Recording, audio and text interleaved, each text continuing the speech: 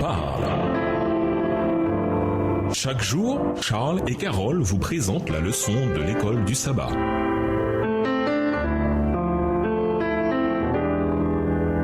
Bienvenue dans votre émission Dieu nous parle. Nous voilà à la leçon 9, l'Église du Nouveau Testament et le ministère. Étude de la semaine, acte 2, les versets 42 à 47, acte 4, les versets 32 à 37, Matthieu 25, les versets 38 et 40, acte 9, le verset 36, 2 Corinthiens 8, les versets 7 à 15, Romains 12 et Jacques 2, les versets 1 à 9. Verset à mémoriser. La religion pure et sans souillure devant celui qui est Dieu et Père consiste à prendre soin des orphelins et des veuves dans leur détresse et à se garder de toute tâche du monde. Jacques 1, verset 27. Le passage que l'on a appelé le grand mandat, Matthieu 28, versets 18 à 20, fait partie des passages les plus connus de la Bible, ou en tout cas des chrétiens. Ce texte a souvent été décrit comme forte déclaration de mission et a inspiré toutes sortes de projets missionnaires et évangéliques. En effet, inspirés par ces textes, les chrétiens sont allés dans le monde entier, parfois au prix de grands sacrifices personnels afin de propager l'évangile. Et qu'a dit Jésus dans ce grand mandat?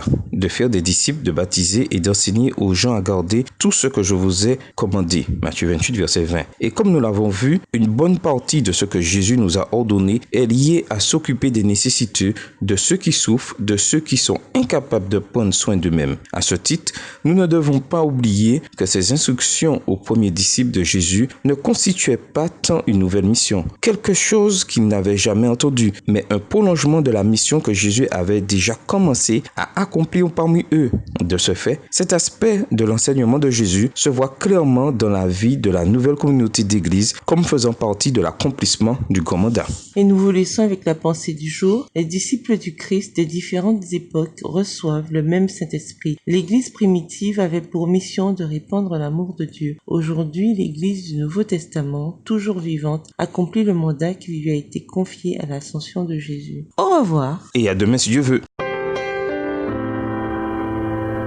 Dieu nous parle. Chaque jour, Charles et Carole vous présentent la leçon de l'école du sabbat.